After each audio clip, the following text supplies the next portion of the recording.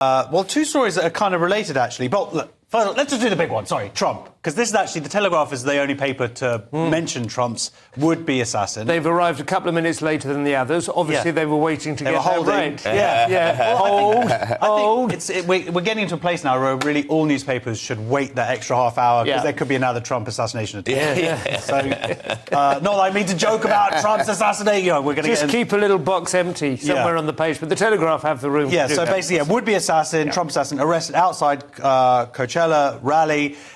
He was in a pickup truck and he had a shotgun and a handgun and a high-capacity magazine. Now, the thing is, that's just every American. Yeah. So I don't know how they could tell that American. And also, have you seen his Instagram account? Yeah, he's a Republican. Yeah, loads of selfies with Russell Brand, with Vivek Ramaswamy, with the guy Steve Bannon. Well, he is. He's gone for the big splash. But he's kind the of MAGA the second guys. of the right-leaning ones as well, wasn't he? The last one in a bush, found in a bush around the golf course, was also a Republican, wasn't he? So well, a previous Republican, but now had gone Democrat. But so there is no necessary evidence that it was an assassination attempt. But of course, it's not great rocking up to that kind of environment. They have released him on bail, so I suspect they don't think he was a very serious threat. And the sheriff isn't convinced. He said, we don't have the same kind of siccos round here. Yeah, he walks about. That's such an American It's the same. It's the same sheriff from Rambo. Yeah, just keep on walking. Just keep on walking. Yeah. We're out of here. Portland south from here.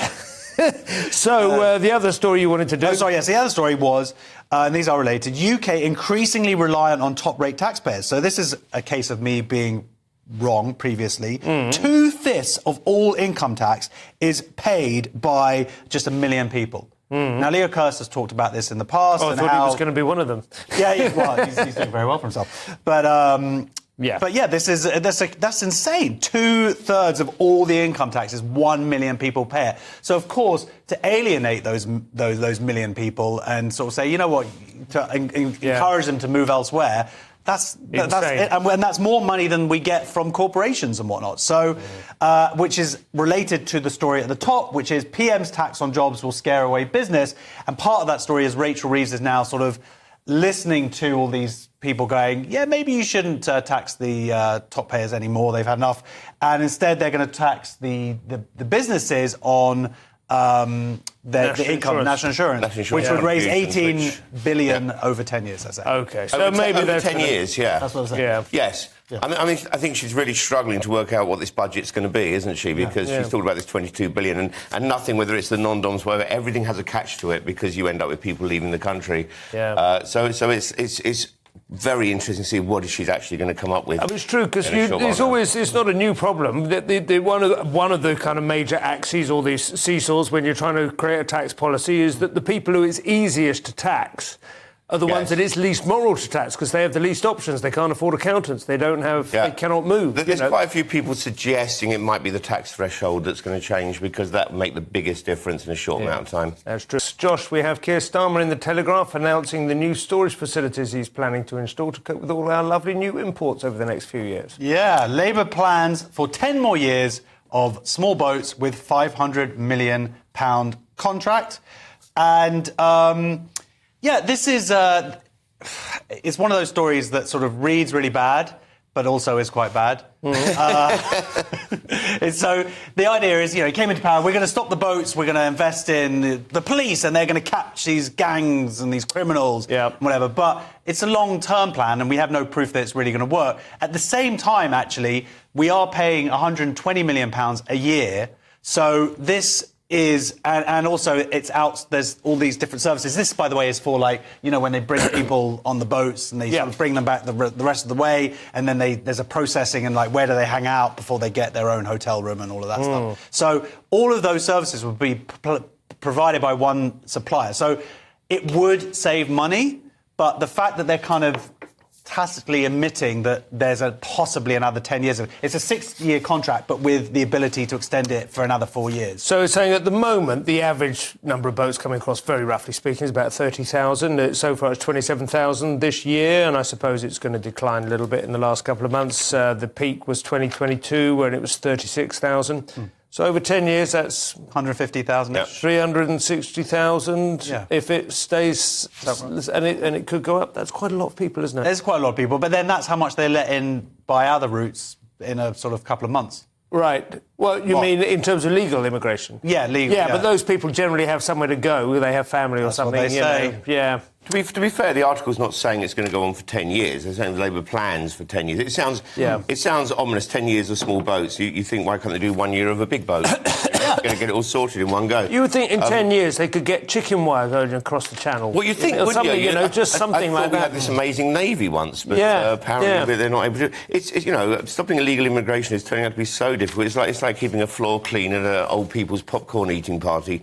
You just can't do it. And was that too bad an image for you? I'm sorry. No, the popcorn bit rescued it, I guess. Hungry. Yeah. But I've suggested loads of answers on this programme, and the government aren't listening to me. And I suggested pages. Right? Pages to... Let's not go there, but coming up with that. No, these are people smugglers. They're doing their pages. Meanwhile, Kerry, Europe are at a loss too. In the Telegraph, as usual, the solution lies in hubs. OK, so you didn't even let me discuss my idea of doing up France and making it more attractive. Well, you can go with that now. Isn't that a good idea? It's the same story. Well, this is a continuation of the story. This is EU to discuss Rwanda-style asylum seekers, centres across Europe. So largely the EU are being forced to take this much more seriously. And for a long time on immigration, they've been doing an ostrich, which I don't mean they've been putting their head in the sand. I mean they've been literally having sex with an ostrich, which is odd. And you heard it first on GB News, and it's a fact. Rwanda, the word Rwanda makes the EU quake in its boots, so instead they're changing it to things like Albania. And this is really, that's the policy with Italy right now. And we're looking at hubs. There's actually a change of wording, I think. It's got to be ditched the Rwanda plan and we're going with immigration hotspots, in fact, which sounds like some kind of holiday resort. Offshore hubs as well. These are I don't know if it basically means the Rwanda plan, but not Rwanda. Yeah, I don't know if offshore hubs literally means floating hubs or whether it's a sort of Sicily? legal. Yeah, Husbands. Sicily's empty. Right. At the moment. But it's interesting to see how this issue has become much more mainstream, and it has sort of bled over from arguably a right-wing issue to everybody now kind of go, maybe letting in everybody hasn't worked. Certainly in Germany's case. And also countries now sort of saying that they're going to have to we'll pay you £20,000 if you have to pay us £20,000 if you don't let them in. And actually they'll probably do the maths and go, well, actually, if that's fine, we'll pay the money. If it's going to cost us £40,000 to carbon offset. Someone, yeah. Well, we saw the difference recently with Germany when it sort of closed the border around Schengen, and it was and that policy immediately had an effect of reducing crime, and the numbers of people coming in was dramatic. So, well, this is a really interesting story. Denmark's thing are doing the same thing. Yeah, no, just that if these policies are working in the EU, I think maybe it's time for us to seriously start talking about rejoining the EU. They say that it's working well for Viktor Orban, who has been very sceptical about about migrants, but Poland is starting to let them in now, I think. No, I think so. I thought it was the other way around. No, I thought Poland is saying, nah, mate. No, well, I believe, is that right? Donald Tusk, who was... Prime Minister of Poland, he said it would suspend the right to asylum on its soil. A critic of EU migration policy, he vowed to demand the EU accept his decision at the summit to head off legal issues from the ban. He's definitely building asylum centres, though. They are bracing themselves. The Daily Mail now, Josh, and pub landlords have to worry about more than the optics when it comes to offensive banter, it seems. This is a really big story and important. Pub landlords could have to become banter cops to stop themselves being sued by staff offended by comments from customers under workers' rights reform. So, Labour, when they were part of their election process, they were like, we're going to reform workers' rights, and that all sounds good on paper, but there were issues in terms of how might it affect employees and fear from employees costing them more money. One of these things that they're sort of pushing through, though, is that in the Equality Act of 2010, part of the issue was that if you were offended at work or someone said something sexist or racist, something that affected you, the employer had to take some sort of... they had three chances to kind of take action. Yeah. Now, the employer should have taken action already. So employees can sue employers. Now, this has a big impact on us because we're comics and we perform in venues. And if some of the bar staff hear a joke that they don't like, then they can sue their employer, potentially, under this legislation. So it's not punters? Well, also, it could be like you're at a bar and some bloke is like, oh, I like that top, Berlin, or whatever. That's not good behaviour.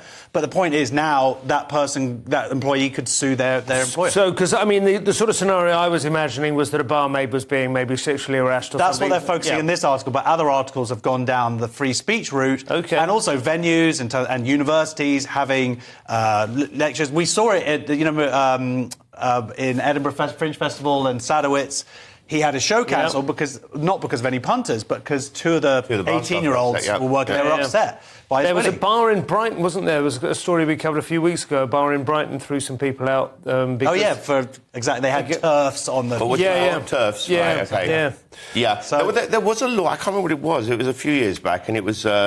Preventing customers using terms like love or... There was a few words pet, like this, pet and so on, were suddenly considered. I don't know how any of this really works in practice, though. I think this is part of the workers' rights bill that's coming out, isn't it? Yeah. Which has, got some good ideas in it, actually, but it's also a bit of a backdoor to boost union power and labour funds, which has all been questionable about the whole thing. Yeah. But in a sense, it's right, you take responsibility for your staff, and I love it when a comedy club throws someone out, whether they deserve it or not. I always believe at the beginning of a comedy show, throw someone out. You know, it gets everyone else really alert. They're careful about what they say from then on. Laugh a bit louder. Absolutely.